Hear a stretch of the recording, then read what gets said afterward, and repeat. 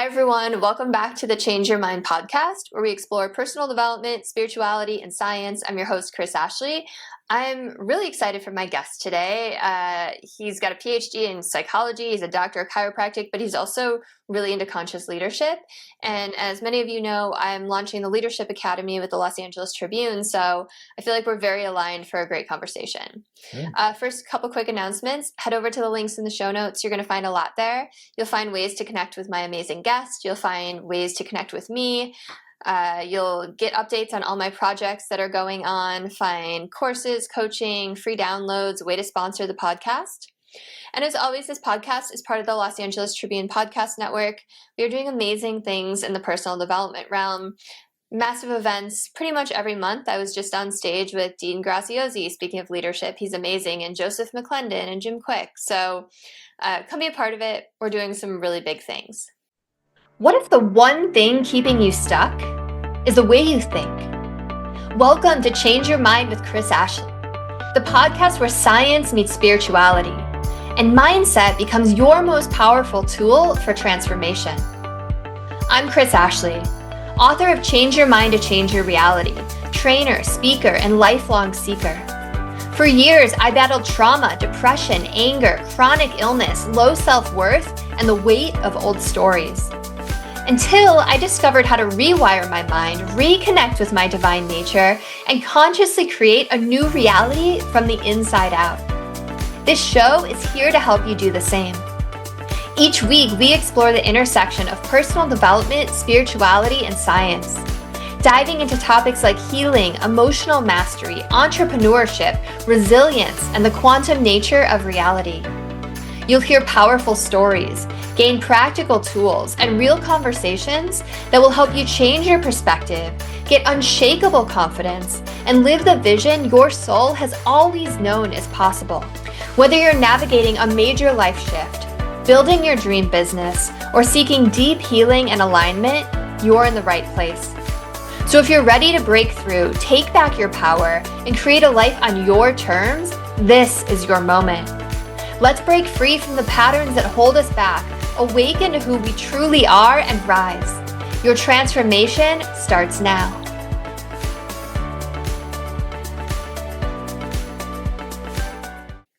All right, so with me today, I have Ron Stotts. And Ron is a 3 times best-selling author with a PhD in psychology and a doctor in chiropractic. He's explored the depths of ancient wisdom and the latest in psychological, neurological studies and leadership as he guides entrepreneurs and executives into the highest levels of conscious leadership. So welcome. I'm so happy you're here, Ron. Glad you got all that out. I know. It was like, it was a tongue twister for a second. How are you today? Doing well. Yeah. Good. Enjoying life. Good. As you should. So I always start my episodes off the same way, and that is by asking my guest, what is their origin story? So what is it that put you on this path to want to study all this ancient wisdom and psychology and work on leadership with all these executives? I think it really was the best of times and the worst of times. I kind of grew up the all-American kid, and I was a national rowing champion. And, by 18, I figured I had it all figured out and was ready to go. And I made a little judgment error, and I joined the Marine Corps because that was kind of, my father's military background sort of led me to think that was the next thing. And turned out that was the antithesis of what was the right direction for me to go. And, I lost a lot of friends in Vietnam, and it was, I got out on a medical discharge, but it took me years to recover. And the following years were just such a tumult of chaos and uncertainty, and me trying to figure out who I was and letting go of all that I'd been taught, and really going, well, who am I? What's important to me? And, I did have a chemical imbalance due to PTSD. And so I had a choice to either deal with suicidal tendencies or to get my life together. And,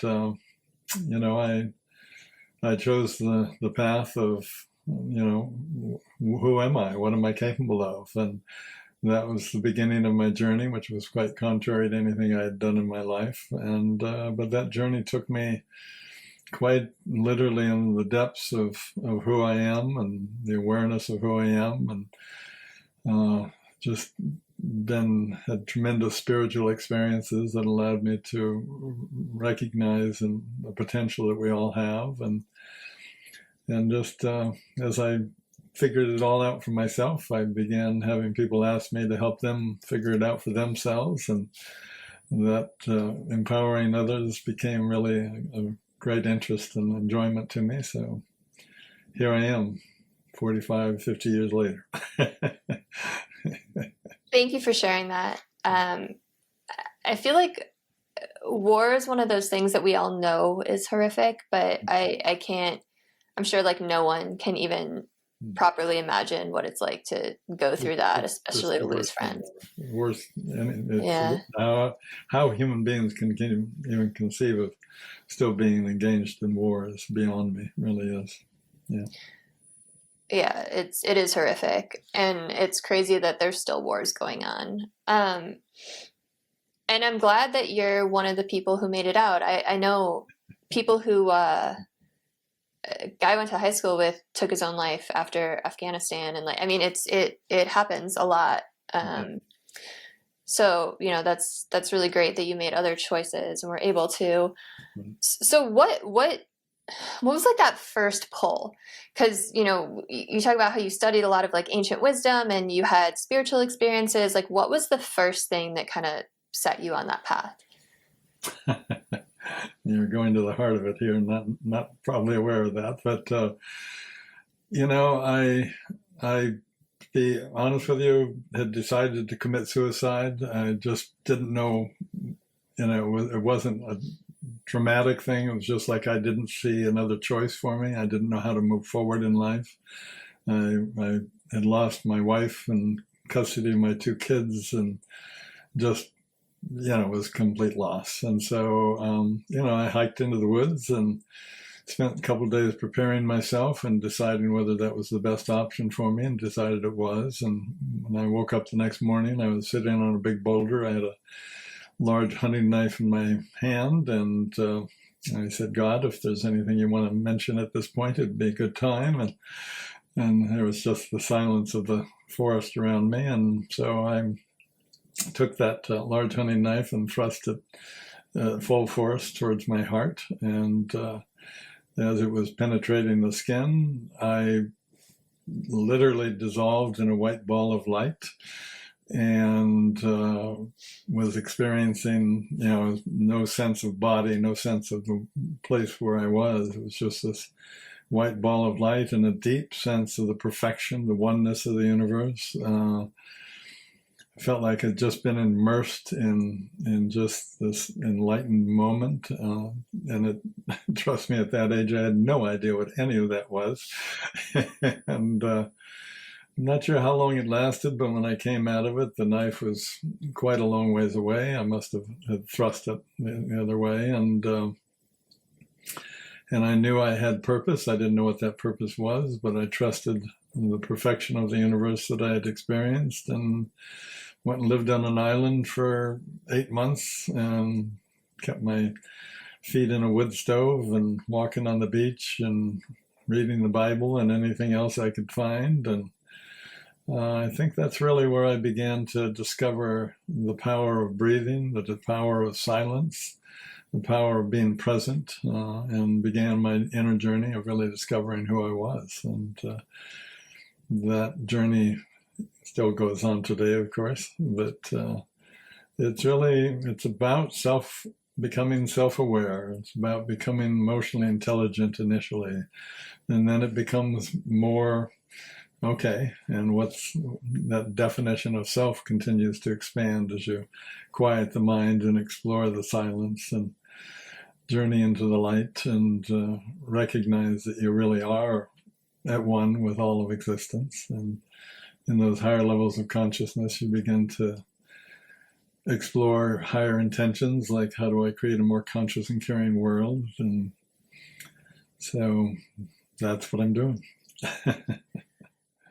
Thanks for your vulnerability and sharing that. That is a hell of a way to take your own life, stabbing yourself in the heart. That takes some serious conviction. Did you actually like penetrate your chest, or did you? Yes. So okay.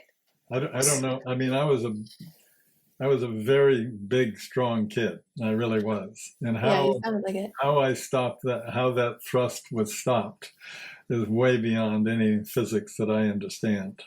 So yeah. That's a really powerful experience that you essentially had a near-death experience. Or yeah, and a lot of other experiences within the oneness with God, one with the universe. Yeah, yeah. Well, a lot of people, all people who have had near-death experiences experience those things. Yeah. Uh-huh. You know, me. How did you get out of there? Were you like seriously injured?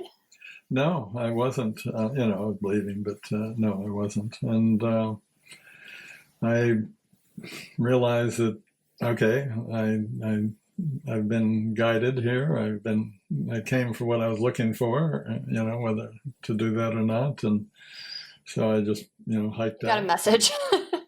Yeah, a bit of a message there, a lot of clarity to it that didn't leave me any doubt, and so I became fascinated with how do I recreate that experience, and so I got seriously involved in meditation, and of course got to the place where I could recreate that oneness, that experience, and that level of knowing and being and dissolving in the infinite, and so I did that for years and years and years, and but I was also studying psychology and wanted to know more about the body, so I got a doctor of chiropractic. I'm kind of the old mind, body, spirit guy. So Yeah, you've got everything covered. yeah, yeah. So were you ever a practicing psychologist or a practicing chiropractor? I have been and am still a practicing psychologist. I have been for about 45, 50 years. And chiropractic was more, I was going to learn, I use the breath a great deal in my work. I had centers in Switzerland and America, and had sent about 30 people through yoga training. So I was very interested in learning more about the body. And so that when I was talking about it, I had a deep knowledge of it, not just a superficial awareness. And So it so was that's to where the deepen your chiropractic. own knowledge then. Pardon me? So it was to deepen your own knowledge. It really was. You know, I taught, they kind of, the college had me teaching the psychology and just the whole concept of what chiropractic was about, which I identified with quite deeply. And so I was a chiropractor for a couple of years. I had with my wife, who I had met in chiropractic school, we opened a kind of a mind, body, spirit practice in Mill Valley, a little town in San Francisco area. And we did that for a few years. And, but I just, in chiropractic, everybody's kind of keep coming in saying, fix this pain, fix that pain. And I was hoping I could have them take a look at the bigger picture of what was really causing those problems. And they seemed to have little interest in that. So I sort of moved away from that in terms of a practice and just back into the deeper psychological, spiritual work. Do you incorporate the spirituality into your psychology practice? I don't think you can avoid that. Yeah. Well, I'm just curious. I mean, I've gone to a lot of therapy in my life, and I've never had a therapist who, had that other kind of I don't think mentality. anybody would mix me up with a traditional therapist. I'm really known more as a transformational coach, transformational therapist.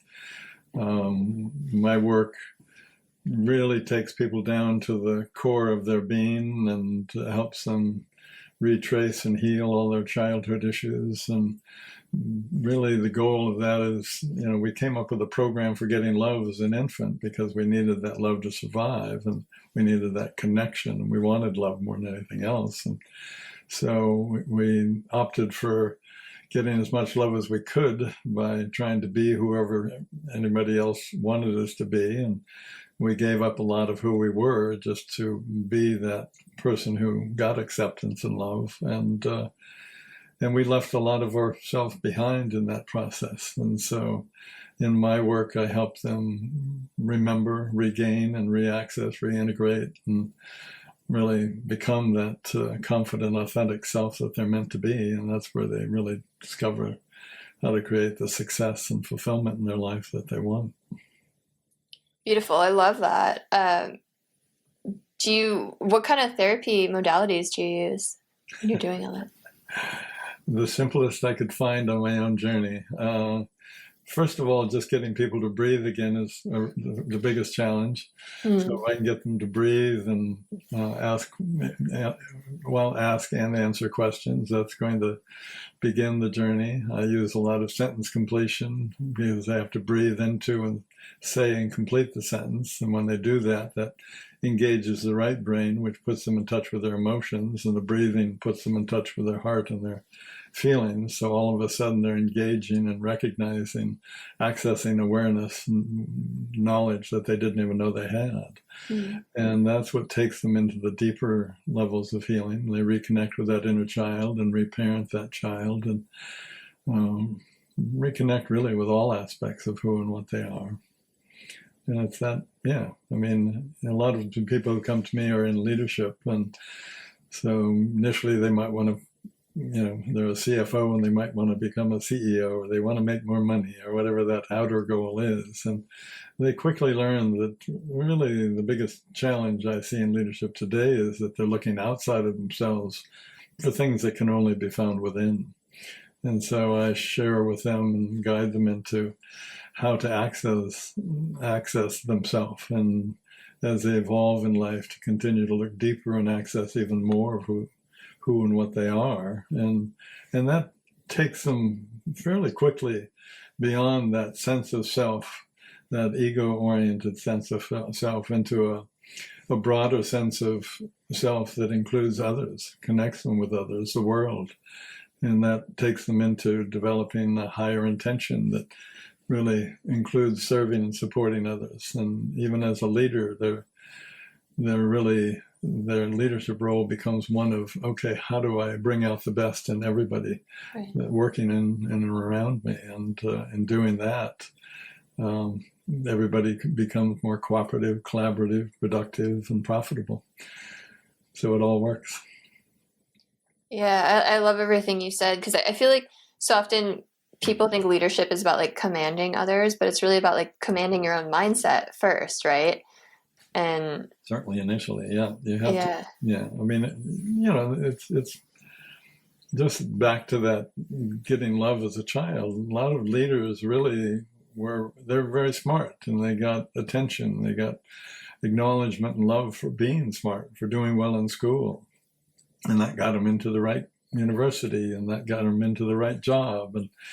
And when they come to me, they usually have a great deal of success, but they've kind of hit that, glass ceiling that something's holding them back. And what's holding them back is their lack of self-awareness and emotional intelligence to really bring out the best in others, to be able to know how to be vulnerable and trust themselves. And then without that inner confidence, that authenticity and trust in who and what you are, you really don't know what you're capable of, and you don't know how to access the best of who and what you are, and so you're always kind of wondering, am I enough, for all those little questions that sneak through our subconscious mind.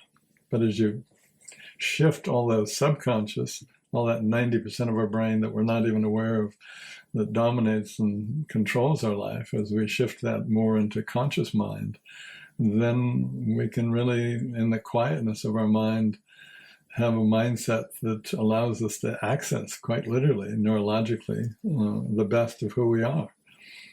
That amygdala isn't running the show any longer, the emotional center. The forebrain begins to, as you quiet the mind, begins to develop and blossom into the conscious CEO of your life, and the right and the left brain start to get along, and all of a sudden you have integrated whole brain thinking that certainly enhances your brain considerably, your thinking, and gives you access to higher level thinking. But then as you further that journey, you get into what I call big mind, where rather than trying to think about an answer or figure out things. You quiet your mind and invite the answer to come in.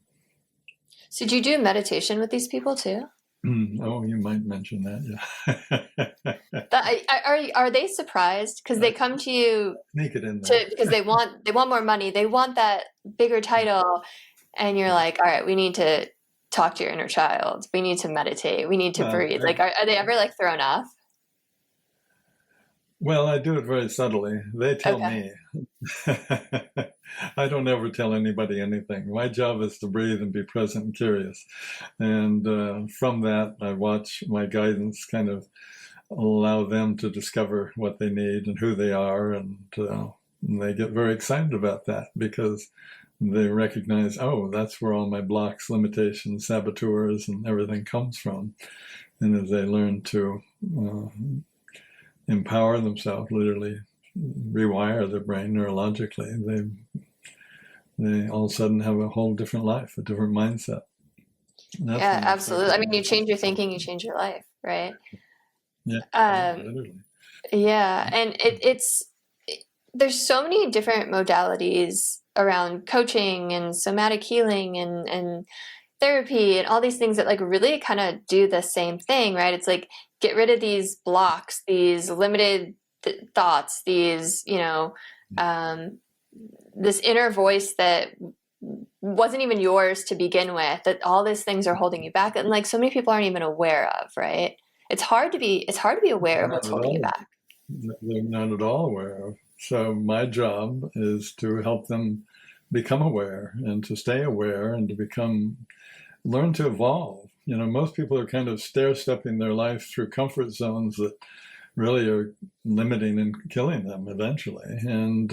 And so what I show them is how change, which is what they fear the most generally, is really the only thing that you can trust. Change is the one reality that's going to be an intrinsic part of your life. And so if you can learn to embrace change and learn to evolve, then you're always breathing and being present, breathing and letting go, breathing and becoming. And what you're becoming is just that more expanded sense of self that integrates you into and supports you in your highest aspirations. Why do you think people fear change so much? They fear themselves. Fear is the biggest religion we have going on. People trust that. I had a client the other day who, a very great guy, really is, and great CFO who wants to become, and I think is certainly capable of becoming a CFO.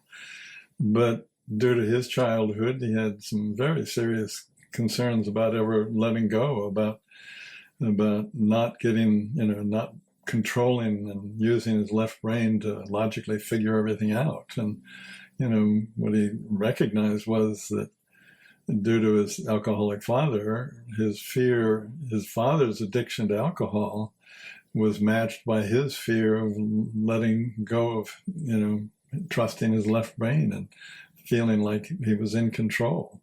He was able to see that his definition of control was literally a definition of being completely out of control. And in that insight, in that awareness, he was like, oh, yeah, that rocked his world. And so he was willing to move forward and begin the process of quieting his mind, which is where I begin. They've already learned to breathe. They've already learned to trust that breathing is really what's going to heal their past, open up their heart, and that opens up their mind. So they begin to learn to trust and use that breathing. Meditation, I've been teaching it for 50 years. So they're all about a single pointed focus. I don't care whether you're a whirling dervish or whatever it is your focus is, but meditation is about a single pointed focus. And so since breathing is always there and always handy, and there's a variety of breaths that you can use to get you into and through and beyond everything, then you begin to trust that breath. And that takes you into the depths of who you are and into enlightenment, into optimizing your performance, into being able to love, being able to receive love. And yeah. Have you ever had someone have a profound spiritual experience in your office? Like through the meditation and the breathing? Just about weekly. Really? Like not just like insight, like aha moment, but like Yeah, spiritual experience. sure. Yeah, Wow, that's amazing. I count on it. What a gift that is to be able to witness that. Yeah, the greatest gift I have is to be able to facilitate it, and the other gift is that I get to participate and be a part and enjoy watching that shift that takes place. And it's such a tremendous shift that it does change their world. I mean, they come in wanting to make more money or deal with outer challenges. They've learned, and CEOs are really good at whack-a-mole. They take care of all these immediate problems and they get rewarded for doing that. And what they begin to recognize is most of those challenges are really created by their own inner issues that haven't been healed. And as they heal those outer issues diminish, and the opportunity to then support others becomes the game. And, I just worked with a guy. I first worked with him just after COVID, and he's extraordinarily, 5 9-figure businesses. He's down in your area, and so he's been working with me for off and on for 5 years. First year very intensely, and but he's about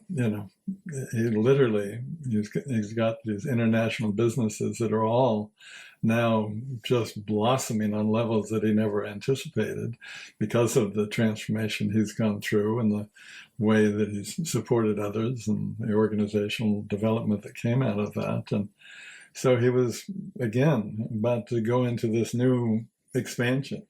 And basically, I flew down and was there just a couple of weeks ago with him and guided him into recognizing, taking him into levels of consciousness and breathing, where he was able to, sorry about that, he was able to really see the perfection of all that he had created and how it all was working together and serving and supporting him in letting go again. And letting go of trying to control it all, and being a mentor and not having to do it all, but let them be it all. Trust his teams more fully, trust his wife more fully, trust his kids more fully, trust that he'd created all of this amazing thing, but it was being held back by his fears of losing control. And he's let go of control on tremendous levels. But it's always just another level of breathing and letting go, breathing and becoming. And so, even at his incredible level, he's still doing that same dance that we all do until we finally let go completely. I love that story because it like illustrates so clearly how our inner world can affect our business, right? Which when you first said, all of these like problems that you're trying to whack the moles like are actually created from your inner world in your past, that I was like, okay, but yeah, that makes total sense because our environment really is a reflection of us, right? I think you might notice that in time. Yes. We do create our own reality, and everything is, your level of consciousness determines how you see, experience, and react to everything in the world, everything that comes into your world. And so the truth is that if you learn to breathe and heal your emotional past, your backlog, and you open up your heart and mind, you learn to recognize that, I can breathe into any level of consciousness that I want. I can breathe into, so if I'm dealing with something that's challenging or uncomfortable for me, that's fine. I just need to breathe into, look at what that emotional, essences of that and heal that, and so that I can move into a level of consciousness and see what my best next step is. And that's always available to anybody, so that they always can continue to evolve and move forward. So what specific breathing techniques do you use to help move into these levels of consciousness so that you can see things from a new perspective? Well, the first one is to open your mouth and take in a big breath. That scares the hell out of a lot of people. Really? So, but I mean, I've studied breathing.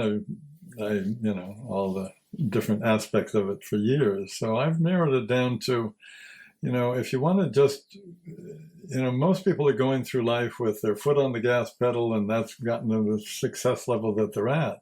When they come to me, what I show them is that they also have their other foot on the brake, and they've got maybe 40, even 50% or more of their energy on that brake pedal.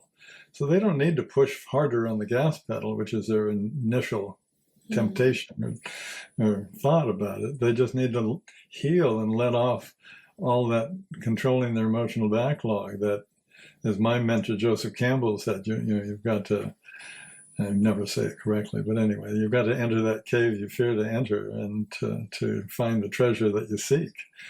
And that treasure, of course, is yourself. That treasure is that unconditional love that you can only find by giving it to yourself. And in doing that, then you find the courage, the strength to breathe and feel, to breathe and transform neurologically your mind. And so, you do an open mouth Bhastrika breath to move yourself forward. And that helps you kind of stay centered and moving forward. And then you do a closed Bhastrika breath where you're slightly constricting the throat as you exhale into the mouth. And that builds energy. And that gets uncomfortable for anybody because it's like, oh, okay, that's as much as I can handle for now. Then you go into a soft belly breathing, maybe saying in and out as you breathe in and out inwardly, or just silently breathing in and out. And, if something rocks your world, then you shift back down to the open mouth and then bring yourself back up into the soft belly breathing. So, I have just found that the simpler I can make it, the more likely everybody will remember how to do it. And or actually do it. Just like shifting a car. When you take off, you have it in first gear, and then if you know how to drive a stick shift anyway, I'm not sure everybody does anymore, but you shift into the fourth gear when you're on the freeway and zooming down. But if something happens in front of you, you need to downshift, and that's the same in your life. You're always shifting those gears in relationship to what's going on in your life.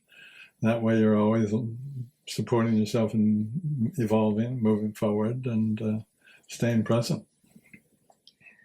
I really like the car metaphors, especially like the foot on the pedal and the brake at the same time. It made me think, like, if someone feels like they're pushing really hard and they're like trying to make this breakthrough and it's just like not happening, and they're like doing all the things on paper, like, could they be sabotaging themselves behind the scenes without even realizing it? And why does that happen? You think? Well, someone listening might need to hear you say that. So. Yeah, they're absolutely sabotaging themselves. As children, we create all sorts of tools and beliefs and voices in our head, and those voices that help us so much as a child. If a child came to me and said, I'm dealing with this particular situation and this is how I avoid it, this is how I protect myself, I'd say, great, you're doing a great job. This is my program for getting love, and this is who I think I need to be. Great, keep doing that. But by the time you start getting into your teens, or especially into your 20s, then rather than looking outside to get that love and acceptance that you've always wanted, it's time to start looking within and learning to love and accept yourself. And so, unfortunately, that all that emotional backlog that's hidden in that cave that we're afraid to open, afraid to even acknowledge we have, which is your fear of change coming back up again. But, we've got to open that huge door to that cave, and we need to really support ourselves or help with guidance to empty it out. My goal is to My cave has party lights and music on, and my friends go in there whenever they want. And if they see something I need to clean up, they help me with that. And I love that. most people have that cave door slammed shut, and their emotions only sneak out, and inappropriately oftentimes. And that's when you have emotional backlog, when something happens and you get over frightened or over angry or over responsive. And be in relationship if that hasn't happened. That'll trigger it more fully. And, Yeah, right. Because they're just like a mirror. right, exactly. Man, so I'm a parent of a 16-month-old, and I'm actually pregnant. I'm like, how do we not screw up our kids? Like, it's like, oh man, it's like everyone has stuff from childhood. Your question is, how do I be a perfect parent? And it's impossible. You will do what you do. But what you can do is begin to train your child as they get older to look within themselves, train them to breathe, train them to feel comfortable with all of their emotions. I grew up in a family that, boy, anger just wasn't, my parents loved themselves loved each other more than they were the most loving couple I'd ever been around, literally. Other than my wife now, I don't think I've ever seen a more loving couple. That's cool. But they didn't ever argue. Well, I married the girl next door, my high school sweetheart. Actually, she lived about 2 blocks away. But her parents were really good at arguing. You can imagine what my first year of marriage was like. I was just like, I'd literally just take our son and go for a bicycle ride to avoid it, because I had no idea how to deal with anger and her rage. And most of the time I didn't even know what it was about. And so it was very confusing and overwhelming. And so, yeah, but there's tools. There's there's a book called Positive Intelligence that helps you understand what your saboteurs are, that you can begin to explain those to their child, so they can begin to, while they let their saboteurs manage their life and protect them as a young child, they can begin to recognize when the saboteur is coming up and shift it into a sage by breathing and being present and curious enough to look more deeply and see what a better option would be.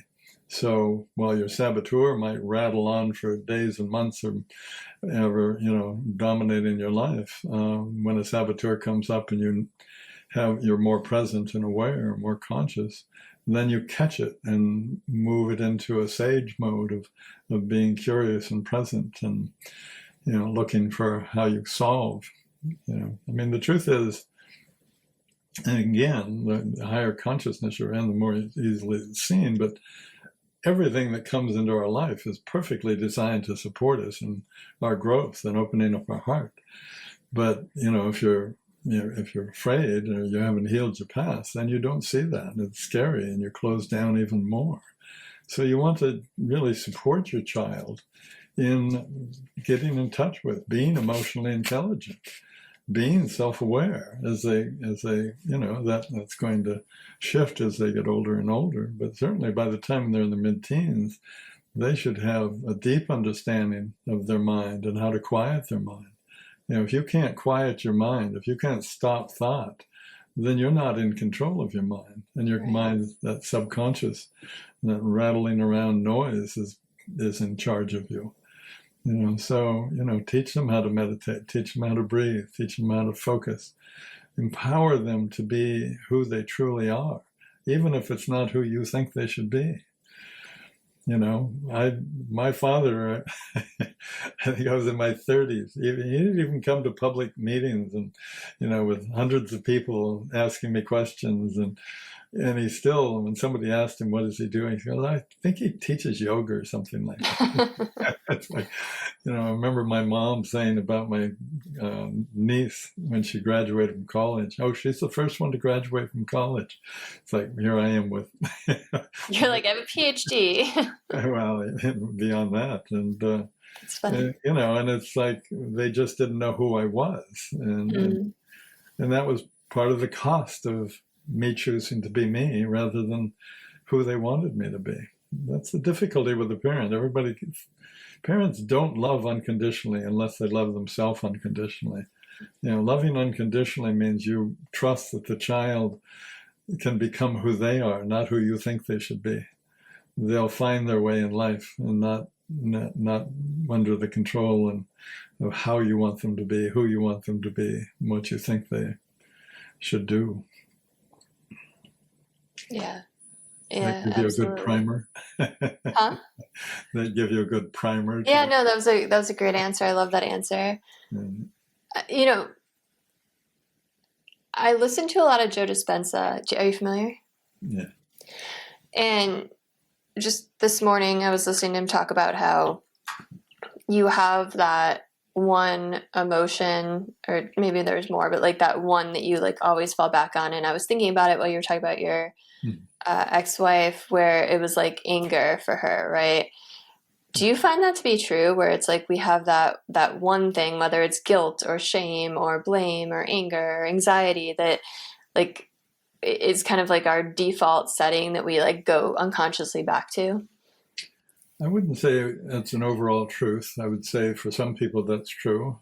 I think he takes information and passes it along, and I think he does a very good job with that. I don't think he doesn't have a deep sense of transformational work that would take you deeper into that. I mean, I know all those people quite well. I've been around them. John Gray is a good friend, and Oh, really? John Gray endorsed my book. Yeah. Yeah. We were neighbors in Mill Valley, and I worked with he and his wife Barbara DeAngelis in Los Angeles with the Making Love workshops, which were just what he did before his main book came out. Yeah. Well, that's cool. He's also spoken.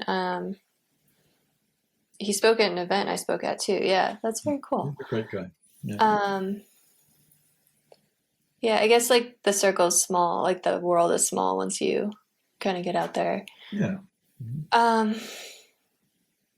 Yeah, no, that helps. So, is there anything we didn't cover today that you like really want to talk about, or you really want to like get out into the audience? It's give yourself a break. Learn to love yourself. Learn to breathe and accept and love yourself.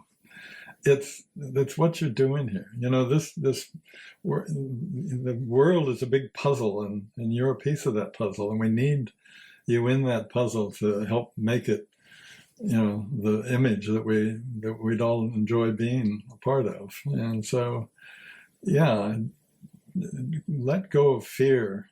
Take that off of your altar.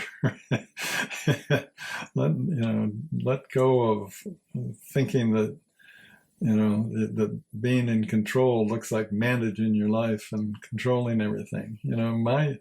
My only job in my life at this point is to breathe and be curious and present. Because if I'm breathing, being curious and present, then I'm in a state of consciousness where I can optimally handle anything that comes into my life. I don't have to anticipate what a client's going to come up with or what my challenges might come into my life. All I have to do is breathe and be present. And it's that simplicity that allows me to be in that silence and trust, gaining, receiving wisdom, knowledge that I need to really, support me on the levels that I want to play in. Yeah. Yeah. So if someone, fear is such a big thing, right? Fear and the sense of control that you both you mentioned both of those. And I'm just thinking about like, so many people like will turn on the news and it's like alarmist, right? Or especially like during the last few years, or I don't know, it just feels like everyone's like so wound up so tightly. Like how does someone, and I feel like I know your answer is going to be breathe, but like how does someone navigate all this craziness in the world? It's like, but you've got to understand that they turn on that news so that they intentionally put that in their mind to validate their fear. I love that response. Keep it in the logical left brain, so they can try and be afraid and effort more and try harder. And I mean, they're creating this what's that little critter that runs on a The wheel? hamster wheel? Hamster wheel. The little critter. Yeah, they're on their own hamster wheel, and they just keep doing things that support them in being on that. And until they get exhausted, until things get bad enough, they feel that puts them in some kind of control. I can tell you for a fact that, I mean, I work with thousands of people through the years. Every one of them, they don't want to lose control. And when I look at their definition of control and I help them understand what that really looks like, they begin to see that their definition of control that they're holding on to so tightly is really a definition of being completely out of control. Because their definition of control is that noisy mind. In a noisy mind, I mean, we're only aware of about 5 or 10% of our thought. And so that other 90% of subconscious, which has full access to our emotional backlog, runs our life. And until we heal that, we are not in control. We'll never even know what we're capable of. The chemical gates between your higher level thinking and your midbrain, for example, they just aren't open. No wonder you're afraid. That's a scary place. It would scare me. I mean, if all of a sudden I lost access to higher level thinking and I couldn't stop thought, wow, that would be scary. But fortunately, I know that all I need to do is use my breath to take me back to center, to quiet my mind, so that I can see the optimum next best step for me to take. It'll move me forward in life and allow me to serve and support others.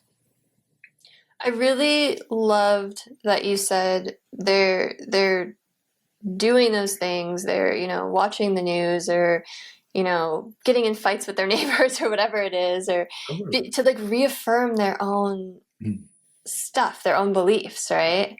Yeah. Yeah, that was such a brilliant answer. Yeah, I remember, you were talking about John, and I remember John used an example. He was, they lived in LA at the time, and John was in the backyard, and his neighbor, he was arguing with his neighbor, or the neighbor was arguing with him and wanting him to do something or be something that he, wasn't ready to do.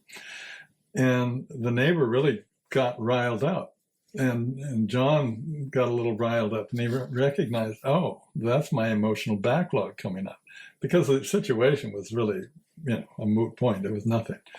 But when you see your level of emotion, whether it's fear, anger, hurt, pain, whatever it might be, shame and guilt, if that rises beyond just a momentary insight, if it rises beyond what seems reasonable to have in response to whatever's going on, that's your indicator that you've got emotional backlog that is ready to be healed. That's the perfection of life, is if whenever you're feeling an emotion, whenever something is triggering you emotionally, that's nothing but your being saying, I'm ready to heal and grow. There's a part of me that's ready to heal and grow. And most people contract around that rather than expand and explore that and heal that. It's literally any challenge in our life is nothing but an indicator to support us in our own growth. And all you have to do is learn to breathe into and open to and see the optimum next best step so that you can continue on your journey. I really love that because, everyone's heard like triggers show you where you're unhealed, right? But that makes a lot of people really defensive. But I love the way that you phrased it, where triggers are actually showing you this thing that wants to heal. Like, what a beautiful invitation instead, right? Absolutely. And I think that's why I do well with clients, is because I'm really congratulating them on what they've done so far. And now it's like, okay, now you're ready to continue to grow. And so now here's new tools, here's new ways of dealing with things, doing things.